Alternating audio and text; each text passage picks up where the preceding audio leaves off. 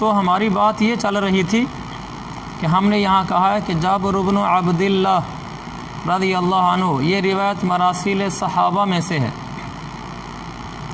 مراسیل صحابہ کا مطلب یہ ہے کہ یہ صحابی کی روایت مرسل ہے، یعنی انہوں نے اپنے سے اوپر والے کسی صحابی کا نام چھوڑا ہے، تو اپنے سے اوپر والے کوئی راوی کو چھوڑا ہے، اس لیے کہ وہ کہہ رہے ہیں کہ جب کعبہ بن رہا تھا تو حضور یوں کر رہے تھے، حضور علیہ السلام یوں کر رہے تھے، حضرت عباس حضور کو یوں کہہ رہے تھے، تو ایسے لگتا ہے جیسے حاضر واقعہ ہوں، جبکہ یہ حاضر واقعہ نہیں تھا، جیسے کہ کل کے درس میں بتایا۔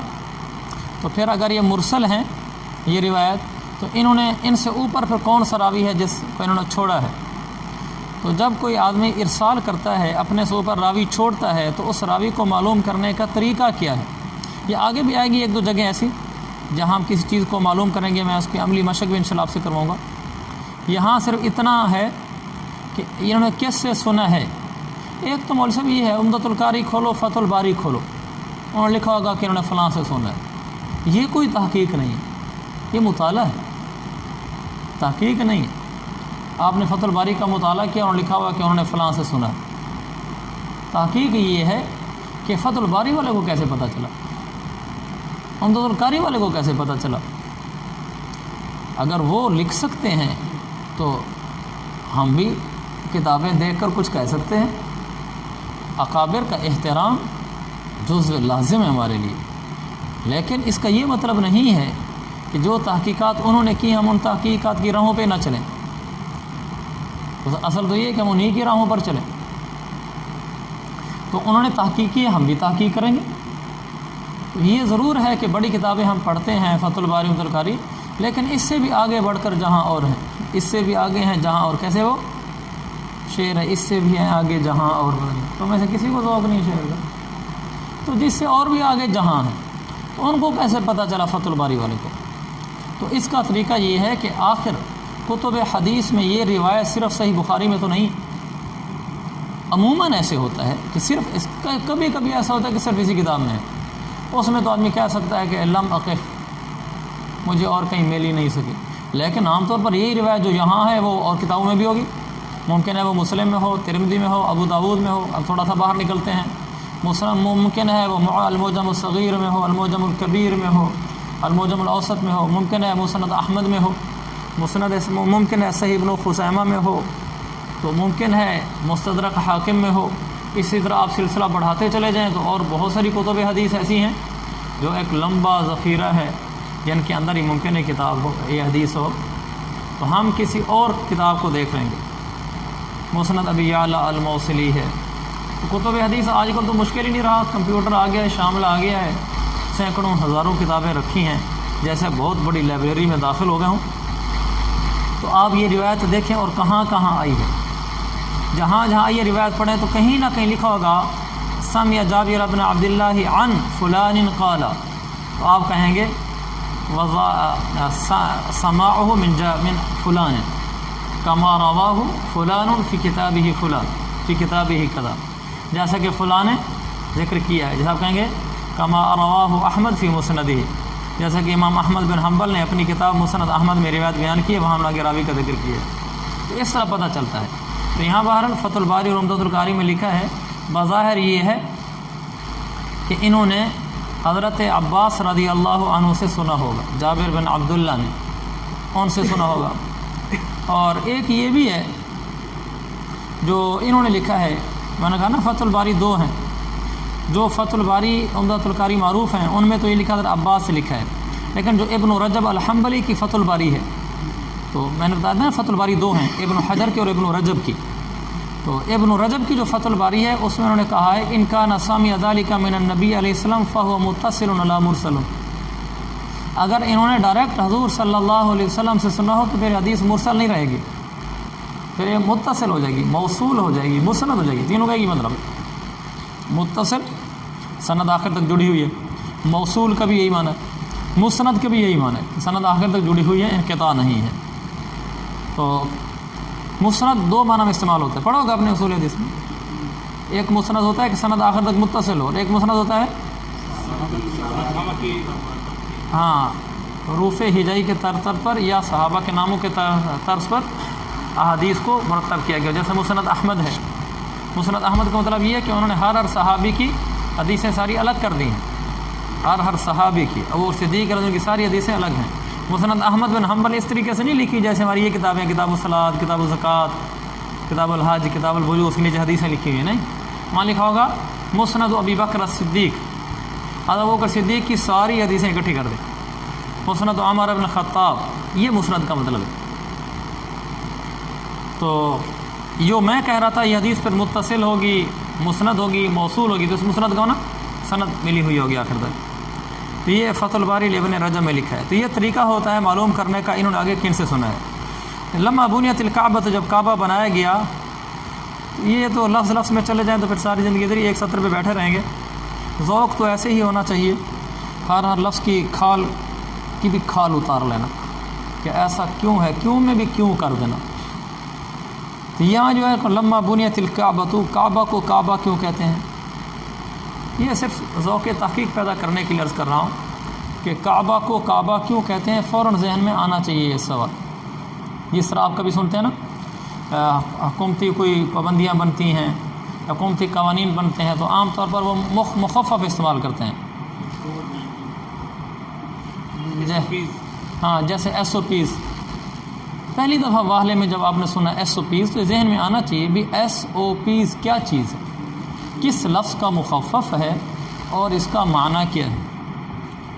تو جب سب سے پہلے میں نے سنا تو پھر میں نے اس کو دیکھنا شروع کیا. ہمارے ایک دوست ہیں بڑا انگریزی میں قابو ہیں، میں نے ان سے پوچھا کہ اس بارے کیا ہے. وہ بھی ڈھونڈنے لگے، کہنے لگے مجھے تو کبھی خیال ہی نہیں آیا. تو ایسے جب بھی آپ کو نیا لفظ سننا، آئی ایم ایف والوں نے قرضہ نہیں دیا. آئی ایم ایف کیا چیز ہے؟ امریکہ کو یو ایس اے کہتے ہیں، اور لندن کو یو کے کہتے ہیں، اور عرب امارت کو یو اے ای کہتے ہیں، سعودیہ کو کے ایس اے کہتے ہیں. ایسا کیوں ہے؟ یہ کیا چیزیں؟ کوئی بھی آپ عربی کا لفظ بنیت الکعبہ، کعبہ کو کعبہ کیوں کہتے ہیں؟ مدینہ طیبہ کا نام پہلے یثرب تھا، پھر مدینہ رکھ دیا گیا. یثرب تھا تو کیا معنی تھا، مدینہ تھا تو کیا معنی ہے؟ تم سب میں سے میرے کو شاید کسی کو بھی مدینہ کا معنی نہ آتا، سوائے مدینہ کا معنی شہر نہیں. یہ تو عام معنی ہے نا. جب اس کو یثرب سے بدل کر مدینہ رکھا تو اسی لیے تو نہیں رکھا تھا کہ یثرب کا معنی کیا ہے. یثرب کا معنی ہے کسی کو یاد ہے؟ ملامت کرنے کی ہوئی جگہ اور ملامت کی جگہ. پھر اس کا جگہ نام جب بدلا تو اسی لیے کہ وہ نام معنی اچھا نہیں تھا نا. اس کا معنی مدینہ اسی لیے تو نہیں رکھا تھا، اس کا معنی شہر ہے. تو آپ بتاؤ مدینہ کا کیا معنی ہے؟ تحقیق کر کے آتے نا. دیکھو تم عالم بن گئے تو مدینہ کے نام کا معنی نہیں آتا. یہ ذوق تحقیق نہ ہونے کی وجہ سے ہے. ورنہ مدینہ کو مدینہ کیوں کہتے ہیں؟ پھر مدینہ کو منورہ کہتے ہیں، مکہ کو معظمہ کہتے ہیں. مدینہ معظمہ، مکہ منورہ کیوں نہیں کہتے؟ ذہن نہ خود ایسے چلنا چاہیے کہ ایسا کیوں ہے، ایسا کیوں ہے، کیسے ہے. آدمی نا محققانہ ذہن بن جاتا ہے، ہر چیز کی گہرائی کو سمجھتا ہے. پھر فقہی مسئلے آپ کو نہیں آئیں گے، فقہی مسئلوں کی بنیادیں آئیں گی آپ کہ یہ مسئلہ ایسے کیوں ہے. ایک مسئلہ پوچھ لیا انہوں نے کہا جی یہ جائز ہے یا ناجائز ہے. چلو عوام کے لیے تو ٹھیک ہے، آپ عالم ہیں، آپ نے ساری ہدایت پڑھ لی، اصول پڑھ لیا ان کے. یہ ایسا کیوں ہے، اس طرح کیوں نہیں ہے، اس کی کیا وجہ ہے؟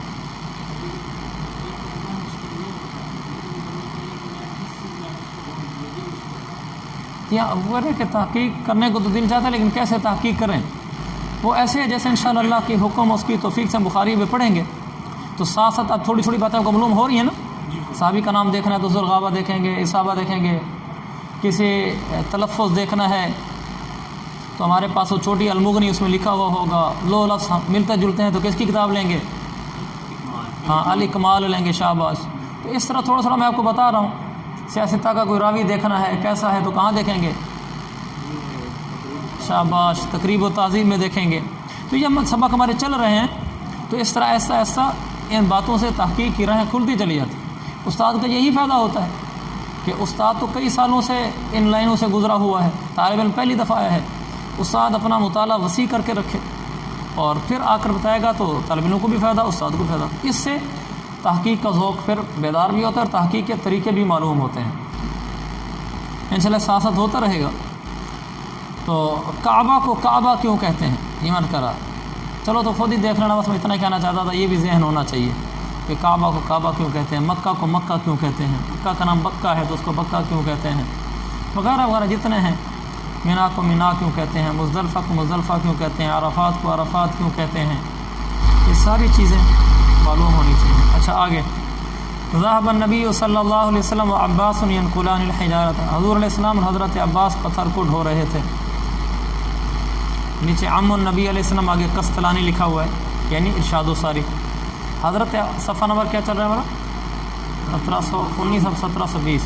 یہ یاد دلایا کریں کہ یہ نا میں اس کے کلپ کے شروع میں، ریکارڈنگ کے شروع میں صفحہ نمبر بتا دیا کروں گا۔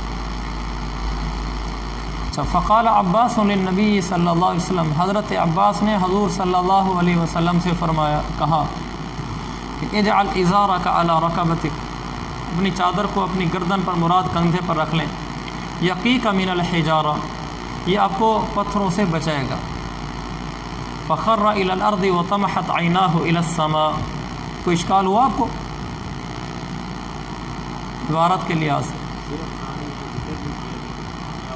عبارت میں کوئی اشکال ہوا؟ ہاں شاباش، یقیق، یا کیا اشکال ہوتا ہے؟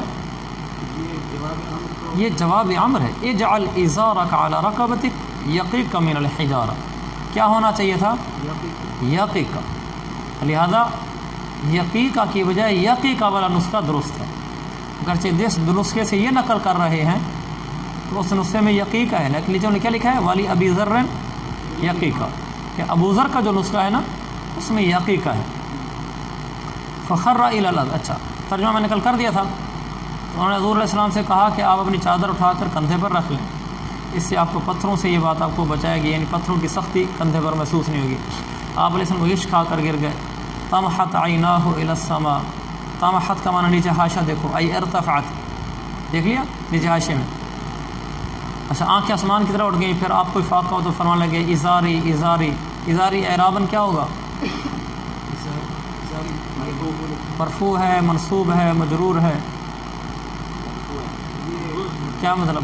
کیسے مطلب؟ کس کی؟ این ازاری، ہاں اور بھائی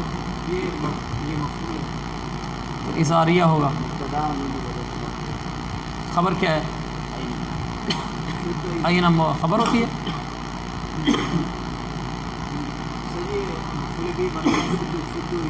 شاباش، یہ سارے احتمالات ٹھیک ہیں۔ ایسے موقعوں پر اعراب کی طرف بھی ذہن جانا چاہیے، یا تو یہ کہ این ازاری مرفوع ہے، یہ ہے کہ شد ازاری، میری ازار باندھ دو، میری ازار باندھ دو، فشد علیہ ازارہ، تو ان پر ان کی ازار باندھے گی۔ دیکھو شین کے اوپر پیش بھی دیا ہوا ہے، زبر بھی دیا ہوا ہے، اور آگے ازارہ بھی دیا ہوا ہے، ازارہ بھی دو ہے۔ پہلی دفعہ آپ دیکھ رہے ہوں گے اعراب تو دو میں سے ایک ہی آئے گا نا، یہ اس لیے کہ اس میں جتنے احتمالات ہیں انہوں نے لکھ دیے ہیں۔ فشد علیہ ازارہ بھی ہو سکتا ہے، حضرت عباس نے حضور علیہ السلام پر چادر باندھ دی، یا کسی باندھنے والے نے چادر باندھ دی۔ شدہ بھی ہو سکتا ہے، ازارہ آپ کی چادر باندھ دی گئی۔ اشکال تو یہاں بالکل واضح ہے کہ نعوذ باللہ اس سے تو آپ کا سطر کھلنا لازم آتا ہے، اور سطر کھلنا تو انتہائی نامناسب بات ہے، تو آپ کا سطر کیسے کھل گیا؟ اس میں ایک بحث تو یہ ہے کہ اگر واقعی سطر کھلا ہی ہے، جو کہ سطر کھلنا جائز نہیں ہے، تو کیا نبی سے نبوت کے اعلان سے پہلے گناہ ہو سکتا ہے؟ یہ ایک مختلف فیہ مسئلہ ہے علماء محققین کے نزدیک، مختلف اس میں مذاہب ہیں۔ اختلاف اقوال میں سے محققین کے نزدیک راجح قول یہ ہے کہ انبیاء علیہم الصلوات والسلام و تسلیمات قبل نبوت اور بعد نبوت دونوں عمدن ہوں خاصہ ہوں، دونوں طرح ہر قسم کے گناہوں سے صغیر ہوں یا کبیر ہوں معصوم ہوتے ہیں۔ یہ قول مرقات المفاتیح میں ملا علی قاری نے لکھا ہے، اور یہی تحقیق حضرت قاسم نانوتوی کی ہے۔ وہ بھی فرماتے ہیں تمام انبیاء بالغ ہونے سے پہلے، نبوت سے بھی بالغ ہونے سے پہلے تو مکلف نہیں ہوتے، نبوت سے پہلے اور نبوت کے بعد عمدن اور سہون، صغیر اور کبیر، ہر لحاظ سے دیکھ لو وہ معصوم ہوتے ہیں، گناہوں سے پاک ہوتے ہیں۔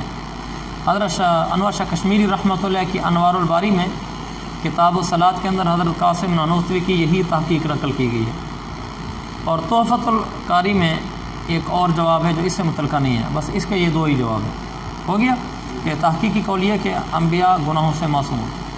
اب سوال یہ پیدا ہوتا ہے جب یہ بات ہو گئی کہ گناہوں سے معصوم ہوتے ہیں تو پھر تو مطلب یہ ہے کہ سطر کا کھلنا نہیں ثابت ہوا، اور ادھر کہہ رہے ہیں کہ سطر کھلا ہے، نبی سے گناہ تو ہوتا کوئی نہیں۔ تو آپ کو ادھر حکم یہ ہے کہ اجعل ازارک علی رکبتک، اپنی چادر کو آپ خود اوپر کر لیں۔ تو اللہ کے نبی کا سطر کھل گیا تھا، اس بارے میں کیا جواب ہے؟ اس کا جواب یہ ہے کہ اس وقت سب سے پہلے یہ دیکھا جائے گا کہ آپ کی عمر کتنی تھی، کیونکہ بلوغت سے پہلے تو اول کوئی مکلف نہیں ہوتا۔ اس میں 3 قول ملتے ہیں کہ جس وقت اس تعمیر کا ذکر، ایک تعمیر تو وہ ہوئی ہے جس وقت 35 سال حضور علیہ السلام کی عمر مبارک تھی، یہ تعمیر تو ہوئی ہے، لیکن تعمیریں تو بیت اللہ کی بہت ہوئی ہیں۔ یہ کون سی تعمیر کی بات ہے؟ ایک قول یہ ہے جب آپ کی عمر 15 سال کی تھی، ایک قول یہ ہے جب آپ کی عمر 25 سال کی تھی، ایک قول یہ ہے کہ جب آپ کی عمر 35 سال کی تھی، اس وقت کی ہے۔ اس وقت حضرت انور شاہ کشمیری رحمۃ اللہ علیہ نے جو بات لکھی ہے وہ بڑی خوبصورت ہے۔ وہ فرماتے ہیں اگر اس سے بھی کوئی کم عمر کی روایت مل جائے تو اس کو ترجیح ہوگی، 15 سال سے بھی کم عمر کی روایت کو مل جائے تو، کہ یعنی یہ بلوغت سے پہلے کی بات ہے۔ اور اسی بات کو علامہ عینی رحمۃ اللہ علیہ نے ترجیح دی عمدۃ القاری میں، اسی کو ترجیح دی ہے کہ سن بلوغ کو نہیں پہنچے تھے۔ وہ فرماتے ہیں کہ امام زہری نے ایسے ہی کہا کہ حضور صلی اللہ علیہ وسلم کے سن بلوغ کو پہنچنے سے پہلے کا واقعہ ہے، یعنی آپ بچے تھے، بچپن کے دوران ایسے کوئی ہو رہا تھا تو وہ بچے تھے تو انہوں نے چادر اٹھا کر کندھے پہ رکھ لی تھی، اور بلوغ سے پہلے کوئی مکلف نہیں ہوتا۔ تو لہٰذا ہم اسی کو ترجیح دیں گے جس کو مولانا صدیق صاحب نے اپنی کتاب الخیر الساری جلد نمبر 3 صفحہ نمبر 91 یہاں نہیں لکھا، یہی ہدایہ حدیث کتاب الصلاۃ میں ہے۔ جب کتاب الصلاۃ کی انہوں نے تشریح کی تو وہاں پر یہ لکھا ہے، میں نے وہیں دیکھا ایک روایت کا، چونکہ بخاری میں یہ بہت زیادہ مسئلہ پیش آتا ہے، اس کی آدھی حدیثیں تقریباً مقررات ہیں۔ جو حدیث یہاں لکھی اور ہم تو پیچھے والی جلدیں نہیں پڑھی نا، ہمارا تو سبق ہی یہاں سے، ہم یہ حدیث کھول کے دیکھیں کہ فتح الباری، عمدۃ القاری، خیر الساری، انوار الباری اور انعام الباری، جتنی ہماری شروع ہے، توفۃ القاری، نظر الباری، ہم دیکھتے جائیں گے، ہمیں کہیں اس کی خاطر خواہ کھلی تشریح نہیں ملے گی۔ یہ بڑی اچھی بات مجھے ذہن میں آ گئی۔ تو طالب علم یہ سمجھتا کہ یار اتنی کوئی اچھی شرح تو ہے نہیں عمدۃ القاری، جو بات مجھے اٹکتی ہے اس میں تو ہلکا سا لکھ دیتے ہیں، پتہ نہیں 25 جلد میں کیا لکھا ہوا ہے۔ اس کی وجہ یہ ہوتی ہے مولانا، ہم پڑھ رہے ہیں بخاری ثانی کا اینڈ، اور آنے کا آدھی حدیثیں وہ ہیں جو دوسری دفعہ آئی ہوئی ہیں۔ یہ حدیث پہلے جہاں گزری ہوتی ہے نا، یہ وہیں تشریح کر دیتے ہیں، جب حدیث دوبارہ آتی ہے تو پھر یہ اس کی تشریح نہیں کرتے، موٹا موٹا سا لکھ دیتے ہیں۔ کبھی تو یہ لکھ دیتے ہیں کما تقدم فی کتاب الصلاۃ، تو کبھی کما تقدم بھی نہیں لکھتے، تو پھر خود دیکھنا ہوتا ہے کہ یہ حدیث کہاں کہاں آئی ہے، اور جہاں جہاں آئی ہے اور ان میں سے بھی سب سے پہلے کہاں آئی ہے۔ مثلا یہ حدیث 4 دفعہ آ گئی، جیسے انما الاعمال بالنیت بہت دفعہ آئی ہے، اور 20 دفعہ سے بھی زیادہ آئی ہے، یا بول رہا ہوں جی 22 دفعہ، یہاں بالکل ایسا مجھے بھی ذہن میں یاد تھا، 22 دفعہ انما الاعمال بالنیات ہے۔ یہ حدیث پہلے ممکن ہے 4 دفعہ گزر چکی ہو، 3 دفعہ، تو یہ دیکھنا ہوگا سب سے پہلے کہاں آئی ہے۔ آج کل یہ پہچاننا آسان ہے کہ سب سے پہلے کہاں آئی ہے، کیسے پہچاننا آسان ہے؟ شاملہ، مکتبہ شاملہ میں آپ ڈالیں تو فوراً حدیث نکل کے باہر آ جائے گی، تو شاملہ کے اندر یہ مل جاتا ہے، تو آپ شاملہ میں حدیث لکھیں گے وہ آ جائے گا۔ مکتبہ شاملہ جو کمپیوٹر میں سافٹ ویئر ہے، پروگرام ہے، اس میں حدیث لکھیں تو حدیث بتا دیتا ہے کس کس جگہ، تو وہ آپ حدیث دیکھ لیں کہ جہاں سب سے پہلے آئی ہوگی اس کی آپ شرح کھول کے بیٹھ جائیں، اس میں انہوں نے کھول کے بات کی ہوگی، پھر آپ ساری شرح وہی کھولیں، اردو والی بھی اسی جگہ سے کھولیں، عربی والی بھی اسی جگہ سے کھولیں، تو مسئلہ بالکل منقع ہو جاتا ہے۔ اس حدیث کے لیے بھی میں نے متعدد شروع دیکھی، اس لیے اس کے بعد جو نچوڑ نکلا میں آپ کو بتا رہا ہوں کہ انوار الباری میں یہ لکھا ہے، خیر الساری میں لکھا ہے، عمدۃ القاری میں لکھا ہے، جیسا کہ ابھی عرض کیا آپ کی خدمت میں۔ تو ایک جواب تو یہ ہو گیا جیسا کہ امام زہری سے مروی ہے، عمدۃ القاری میں بھی لکھا ہے، خیر الساری میں بھی لکھا ہے کہ اس وقت اب سن بلوغ کو نہیں پہنچے تھے۔ دوسرا جواب جو تحفۃ القاری میں لکھا ہے وہ یہ لکھا ہے کہ مجھے جواب بھی بڑا اچھا لگا ہے، اور عربوں میں اس وقت یہ بھی رواج تھا کہ لنگی کے نیچے ایک اور چادر بھی بسا اوقات پہنتے تھے، کہ لنگی تو باندھتے تھے، ازار لنگی کو کہتے ہیں، لنگی کے نیچے ایک اور ہلکی سی چادر پہن لیتے تھے، جیسے ہمارے زمانے یوں سمجھیں ہم سردی میں نیچے ایک اور پاجامہ پہن لیتے ہیں، جیسے اللہ تعالیٰ نے محض اپنے فضل سے ہماری طبیعتوں میں ایک شرم حیا ڈال دی ہے۔ اگر ہم میں سے کسی آدمی کے نیچے پاجامہ بھی پہنا ہو اور پھر بھی اور اس کی شلوار اتر جائے تو اس کو کتنی محسوس ہوگا، بہت زیادہ محسوس ہوگا کہ یار یہ تو جسم کا ٹائٹ ہونا نظر آ رہا ہے، تو فوراً اس کو ٹھیک کرے گا وہ۔ تو وہ کہتے ہیں کہ نیچے آپ نے کچھ اور پائجامہ وغیرہ پہنا ہوا تھا، یہ رواج تھا وہاں کا، تو پاجامہ یا چادر، انہوں نے تو چادر لکھا ہے، پاجامہ تو اس زمانے میں رائج تھا بھی نہیں، ایک اور کو نیچے چادر پہنتے تھے جو اس سے چھوٹی ہوتی تھی، لہذا اس سے بھی آپ کو غایت حیا کی وجہ سے غشی ہوگی، پھر آپ نے کہا میری چادر لو۔ تو بہرحال جو بھی ہو، دونوں جواب ٹھیک ہو سکتے ہیں، یا سن بلوغ سے پہلے کی بات ہے یا اس کے نیچے ایک اور چادر تھی۔ اگر یہ دونوں جواب بھی کہیں منطبق نہ ہو رہے ہوں تو ہمارا جواب یہ ہے کہ اللہ کے نبی گناہوں سے معصوم تھے۔ اس کا کوئی بھی ایسا جواب ہوگا جس سے میرے نبی کی عصمت پر داغ اور دھبا نہیں آئے گا، اور وہ جواب مجھے معلوم نہیں ہے۔ بس ہم ایسا نہیں کہیں گے یار کوئی جواب تو ملا نہیں، لہٰذا یہ کوئی کمزور پہلو ہے اسلام کا۔ یہ ساری زندگی کے لیے یاد رکھو، جہاں اسلام پر کوئی اعتراض ہو، آپ جائیں گے ابھی باہر اپنی زندگی میں، پریکٹیکل لائف میں لوگ آپ سے ملیں گے، آپ پر اعتراض کریں گے، آپ کو عالم سمجھ کر، مختلف ذہنیت کے لوگ آپ سے ملیں گے، کوئی قرآن پر اعتراض کرے گا، کوئی حدیث پر کرے گا، کوئی کہے گا نبی نے 11 شادیاں کیوں کر دی ہیں، کوئی کہے گا فلاں ایسے کیوں ہوا، ایسے مختلف، حضرت علی کی لڑائی کیوں ہوگی فلاں کے ساتھ، بہت سارے اشکالات ہوں گے۔ ساری باتوں کا ایک ہی جواب ہے کہ بھی جو ہمارا دین ہے نا، وہ دین کجی سے پاک ہے، ٹیڑھے پر سے پاک ہے۔ قرآن پر کوئی اعتراض نہیں ہو سکتا۔ وہ کہے گے تو اتنا مضبوط اعتراض ہو رہا ہے، آپ کہتے ہیں نا نہیں ہو سکتا، ہم کہیں گے جی مجھے اس کا جواب نہیں ہے، اور آپ جواب دیں وہ مطمئن نہ ہو، فوراً کہہ دینا بھی میرا علم کون سا کامل ہے، یہ نا مجھے میرا جواب صحیح نہیں ہے، کسی اور عالم نے اچھا جواب دیا ہوگا جس سے مطمئن ہو جائیں گے۔ تاہم اگر نہ مجھے کوئی جواب آتا ہے اور نہ کسی کے جواب سے مجھے اطمینان ہو رہا ہے، حتیٰ کہ حضرت شیخ تقی صاحب کے جواب سے بھی اطمینان نہیں ہو رہا، مثلا انہوں نے جواب لے کر مجھے مطمئن نہیں ہو رہا، تو اس کا یہ مطلب نہیں ہے کہ اسلام میں واقعی کمزوری ہے۔ جب تقی صاحب کے جواب سے بھی تسلی نہیں ہو رہی، اشکال باقی ہے، تو اسلام میں کوئی نہ کوئی مسئلہ ہے، اس جگہ ویک پوائنٹ ہے۔ نہیں، تقی صاحب بھی بشر ہے، ان کے ذہن میں جواب صحیح نہیں ہے جس سے مجھے اطمینان ہو سکے، تو کسی اور کو آتا ہو۔ خلاصہ یہ ہے کہ اب یہ کہہ دیں گے کہ جی ہمارے دین پر اعتراض نہیں ہے، میرا علم ناقص ہے، یا جس سے آپ نے سنا ہے اس سے بہتر جواب بھی اور ہو سکتا ہے جو ابھی تک ملا نہیں ہے۔ آگے حدثنا ابو النعمان، پڑھو بھی آگے۔